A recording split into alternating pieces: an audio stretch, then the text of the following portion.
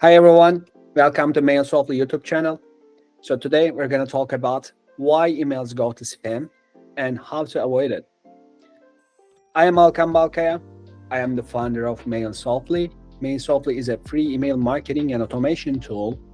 And today we're going to talk about the main issue why our emails may go to spam and how to avoid them. We're going to give you 5 main reasons why our emails go to spam and 10 proven strategies how to avoid that and just landing in the inbox of our recipients. So let's dive in. So first of all, let's talk about why our emails may go to spam, right? So there are mainly 5 main reasons why the emails may end up in the spam folders. First of all, poor email list. So if we just purchase any emails from third parties, the chances are they may have some spam traps or the emails may not be valid, right? So sometimes even though those brokers, these data broker companies or third parties that sell you these email lists may claim that the emails are correct. However, what we experience is that mainly there are some problems with these email lists. So don't do that. Second thing, why our emails go to spam. So high complaint rates, which means that whenever you send an email to someone, they may have the option to mark you as a spam. If they do that, so the email providers actually try to just put your IP that you're sending your emails from and also your domain name, kind of a note saying that, okay, so this kind of email sender may just send some spam. So your reputation is actually decreasing, right? So the second reason is high complaint rates. The third reason is lack of email authentication. So email authentication is something that you need to do to just prove that the emails that you're sending is actually coming from your own domain. Meaning that it's a little bit technical, but the authentication settings consist of DMARC, DKIM, and SPF records. So you need to have those records. Otherwise, email service providers think that, okay, so this email may not originally coming from the domain name. So someone may be spoofing your emails, right? So the email service providers will not let those emails go to the inbox of the recipients mainly. So we need to do that. You need to have this email authentication settings right there. The fourth reason why our emails may go to spam is spam subject lines and content, right? So if we use like free something or like buy now kind of things, so these kind of words may trigger spam filters. So again, this is not a good thing. So we need to just make sure that our content is also good, not spammy, personalized. So we're gonna deep dive into this kind of things in the upcoming minutes. And the fifth reason is maybe blacklisted IPs or domains. So if our IP addresses that we are sending our emails from or our domain name may be in the blacklists, right? So blacklists, so there are like a couple of blacklists that email service providers follow, and those blacklists actually try to just kind of see who's sending spam. They are just trying to detect that. And so if we just end up in this kind of blacklist, again, chances are our emails will not be delivered in the inbox of our recipients. So we need to just be very careful about that, and we need to just keep an eye on those blacklists too. So those are the 5 reasons, the 5 main reasons why our emails may go in the spam folders. And the thing is, actually, the email service providers, Gmail, Yahoo, Outlook, like um, Apple Mail, all of those service providers try to filter spam. Why they need to do that? Because otherwise our inboxes may just turn into some kind of a junk, right? So we also don't want emails that may end up in our inboxes, right? We need a clean, we want a clean inbox. So we don't want any kind of like emails that we don't want. So those email service providers try to do that. So they are just trying to just keep our inboxes clean. So if we are sending some kind of mess emails to our recipients, we need to follow those rules. So those are the things that we need to be we need to follow. And so those are the things that why our emails may go in the spam folder. So let's right now, okay, so turn to, okay, so how we can avoid that, right? So in this video, I'm going to provide you 10 proven strategies to avoid spam folders and going into the inboxes of your recipients. So let's dive in. Strategy number 1, build a healthy email list. So it's maybe obvious, but our emails should be permission-based emails, meaning that the recipients, the contacts that we want to send emails should just opt in. So that's the best case scenario. So we need to do that. We need to avoid purchasing email lists. I know it's tempting to just go and purchase some kind of lists. It looks like, okay, so you may just purchase like 10,000 contacts, right? So you're going to send an email and they're going to respond and you're going to do sales. But the thing is not like that. So this email list may not be clean, and the data broker companies always sell the same thing to many of people like you. So the data companies that sell you this kind of lists, they're already, these people are already fed up with getting a lot of unrelated emails to their inboxes. So the effectiveness of purchasing lists really decreased. So don't do that. Rather, I know that it's just it's hard, but we need to just do that.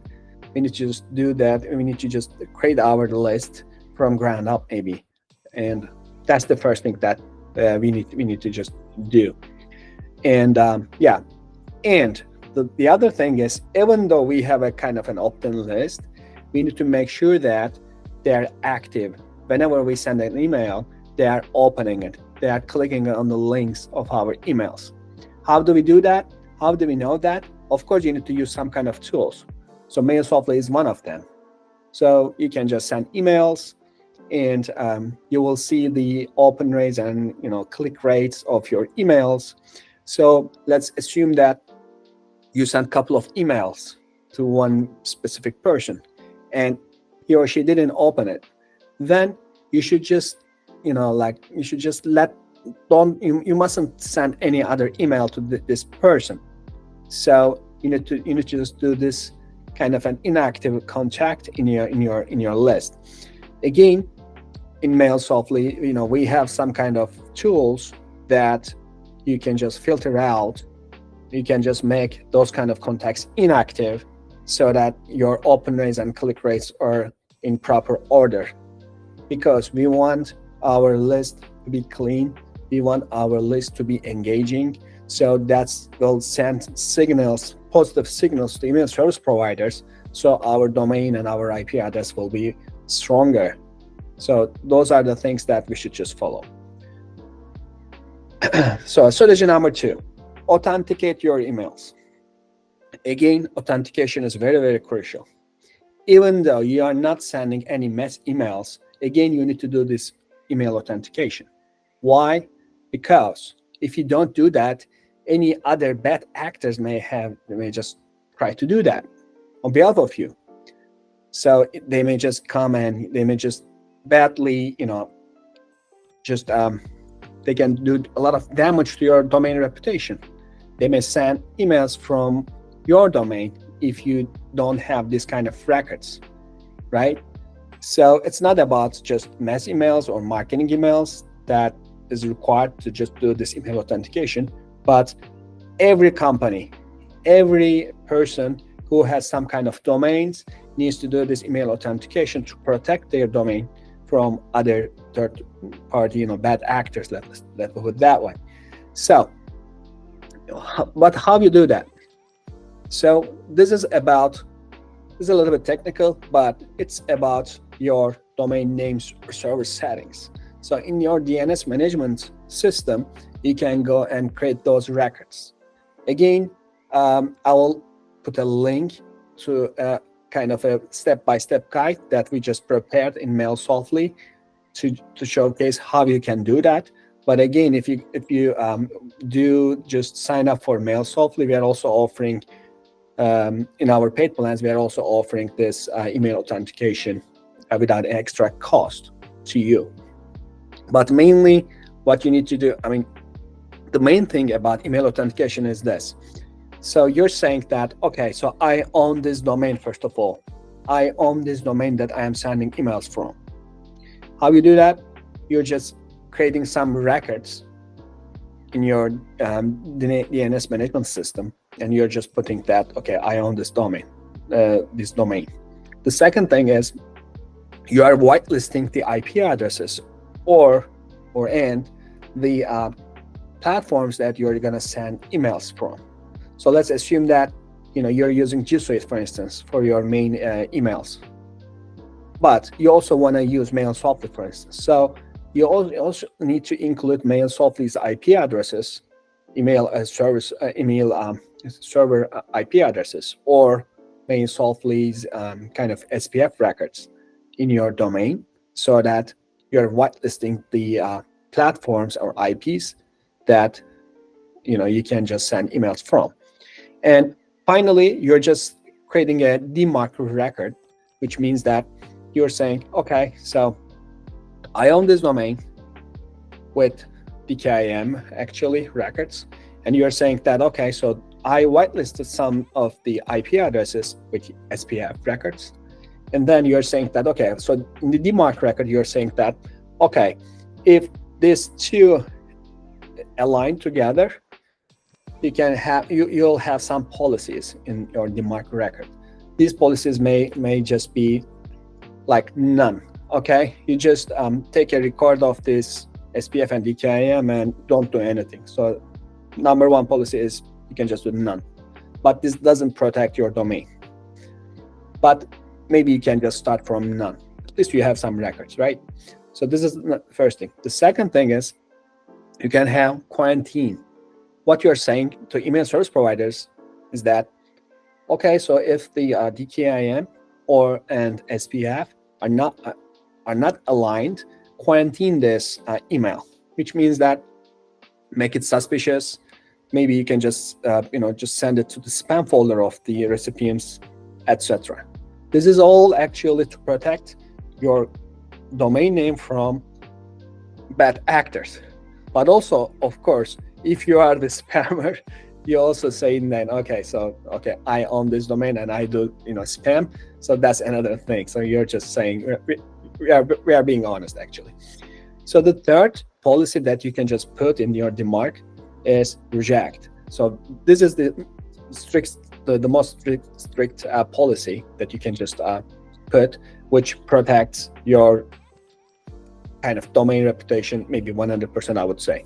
So in this case, you're saying if the domain DKIM and SPF are not aligned, they're not handshaked, reject that email, which means that I'm not responsible from that email. So unfortunately, email technology is old. Even you have all those records, people still can try to send emails, can try to do spoofing with your domain name. But what you're saying to email service providers is that, look, I have a DMARC reject policy, and I'm only responsible from the things that I whitelist here.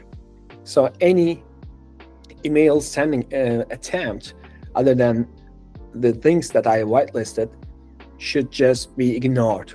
So this is the proper way of communicating with this email service providers and your domain. So basically, that's what it is, this email authentication. But don't sweat it. So maybe, as I said, I will put a link under this video saying that a step-by-step guide on how to do your email authentication. It's not that complicated, but it's a little bit of process. Actually, you should just follow along. You should just get some reports from this the market reports, and you can just see that who tried to do spoofing and which IP addresses just try to do spoofing, and how you eliminated them by using your DMARC policy and etc. Yeah. So third strategy, personalize your emails.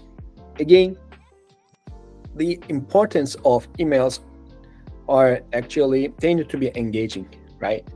So at the end of the day, what email service providers are trying to kind of protect or trying to sustain is that a good environment that people are using, and also like they just receive emails that they want, right?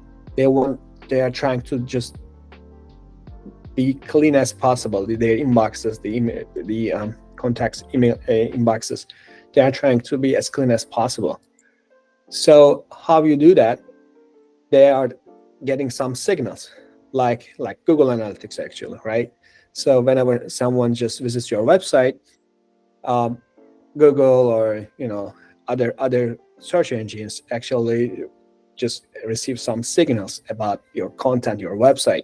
So if the user is like just clicking on other links on your website, and if your kind of contact or visitors just stay on your website for a long period of time, the signal says that, okay, so this content, this website is good for this specific keyword, and then your like page rank just goes high, right, in the SEO space. Similar thing with email.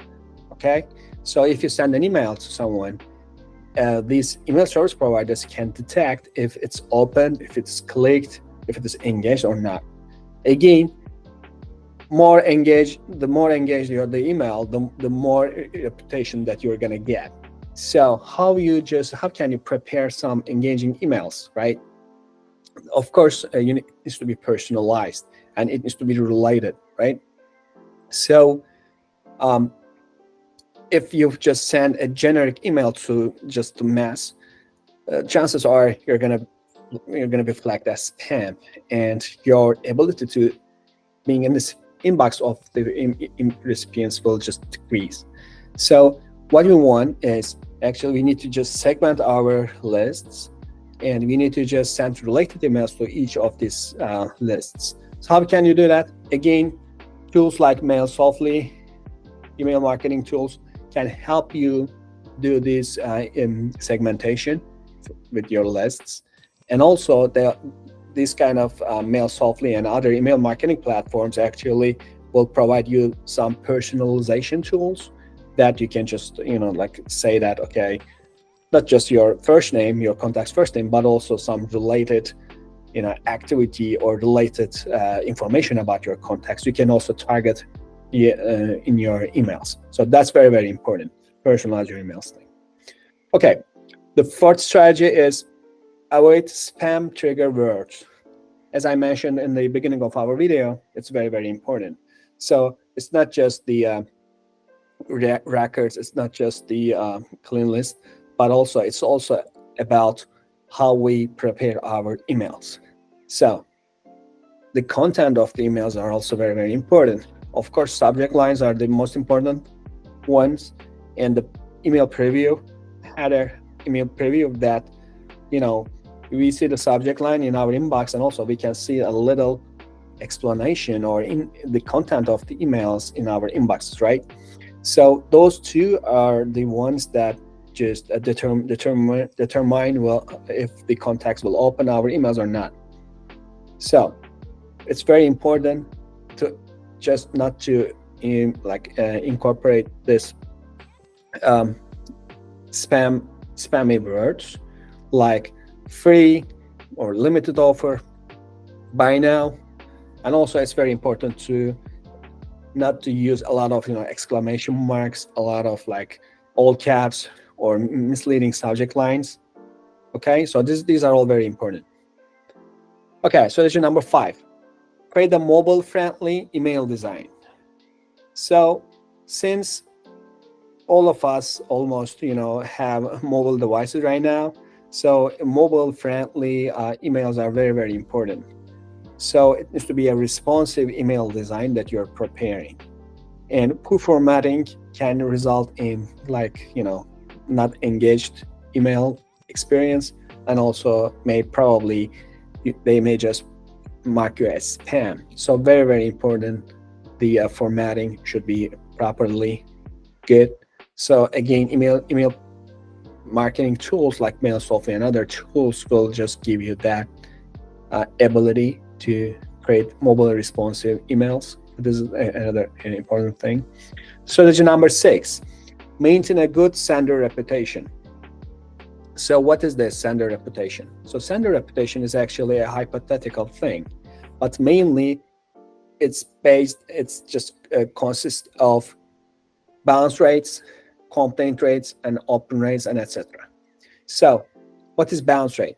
Bounce rate means that you're sending an email, for instance, to someone, but that email doesn't exist. So the email just bounced. So this is called hard bounced.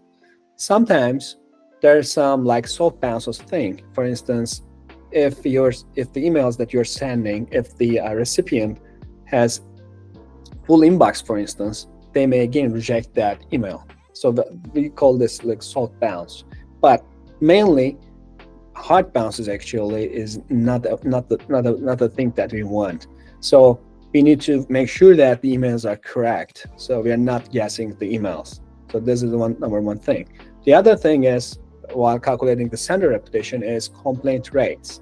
So if we are sending an email and if the recipient just mark us as spam, so this sends signals to email service providers, and our reputation just decrease. So again, this is important. And if we have like open rates, click rates high, then our reputation goes up.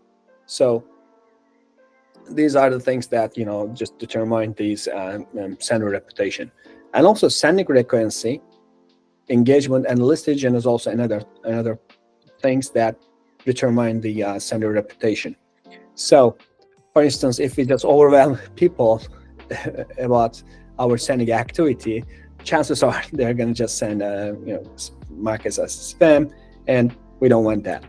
So those are the things that's important. Again, you need to have some kind of a tool like Mailsoftly. I'm just soliciting Mailsoftly all the time, but again, any other email marketing platform also probably will give you this kind of email sender reputation thing.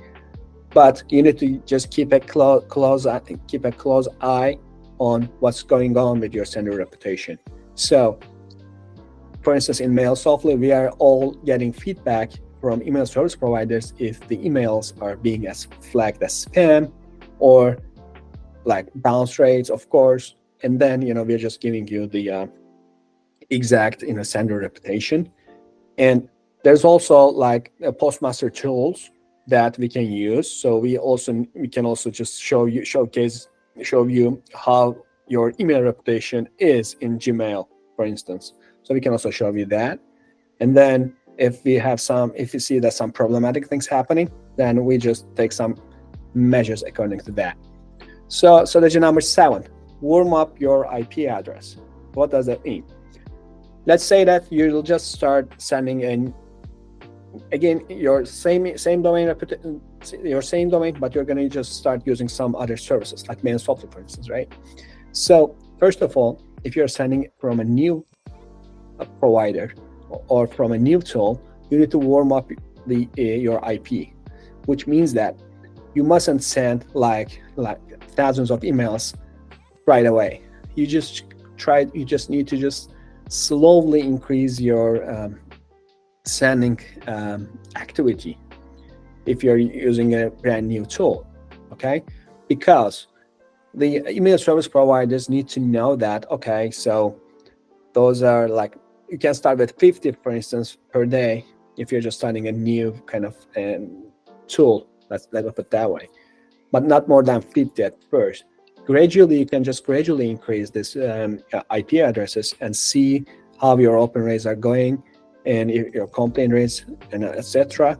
So that email service providers, because otherwise you're just going into the radar of those guys, right? So you need to just keep slowly increase that. So this is called warm up. Again, in Mailsoftly we have warm up tools. So and what we do is, actually, let's say that you have 1,000 contact lists, right? So instead of just sending once in just right away, we just do it like gradually increase it, and automatically you can just set it up like, okay, send this email weekly on like 12 to 2 p.m.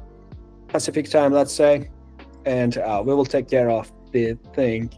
And we're gonna send like, we'll start probably with 20 per day, 20, 25, 30. And also we will also observe the reputation metrics. And if it's all going good, then we will just slowly increase the amount. And after a couple of weeks, it will have a warmed up IP and a reputation, and then you can just start sending more emails at once. So those are the things that you should do to warm up your IP addresses. And strategy number 7, provide a clear unsubscribe option. Of course, you need to have some kind of an unsubscribe link, right? And in February 2024, Gmail and Yahoo just published a new standard guidelines. In those guidelines, if you're sending each day or just one day in a day, if you're sending about 5,000 emails, you need to have a lot of things. And one of the things that you need to have is, again, one-click unsubscribe button. But even though those guys didn't publish that, you would again wanted to have that kind of unsubscribe link, because instead of people marking you as spam, you are giving that option to unsubscribe. Again, this is good for this email hygiene that we are talking about, right?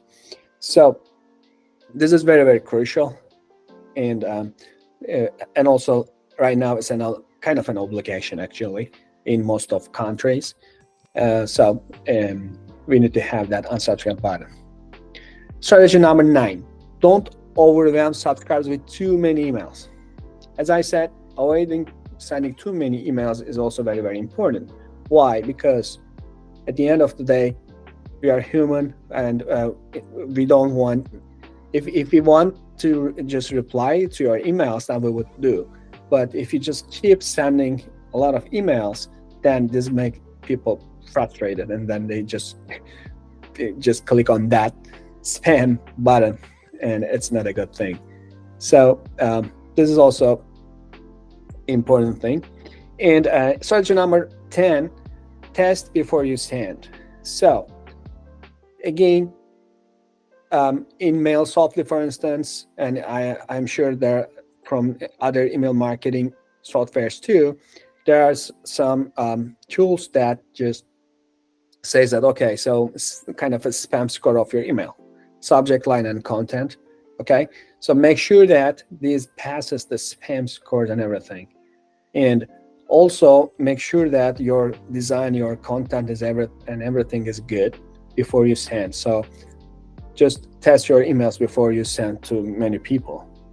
Otherwise, if you just sent like a bad design or broken design thing, then your reputation will be affected negatively. So this is also important. So here we come. So we are at the end of our video right now. So today we just covered 5 main reasons why the emails may go to spam folders, right? So in order to just let's discuss this again. Number 1 is poor list hygiene. Number 2, high complaint rates. Number 3, lack of email authentication. Number 4, spammy subject lines and content. And number 5, blacklist IPs or domains. And to eliminate those, we discussed 10 proven strategies that you can use, you can implement in your email marketing activity. And Mailsoftly is, again, one of the tools that you can just make use of to just manage all of these activities that you have, starting from like email authentication to opt-in forms that you can use to have clean list hygiene, right? And email reputation to just see if your emails are marked as spam or not, and unsubscribe links, and good responsive email design, and all of the things that I mentioned before. So thank you very much. If you like this video, please click the like button and subscribe to our Mailsoftly YouTube channel, because we're going to just continue creating this kind of content. If you see any kind of, if you have any questions or anything that you're interested, or you have any other comments, please leave your comments under this video. Thank you, and see you.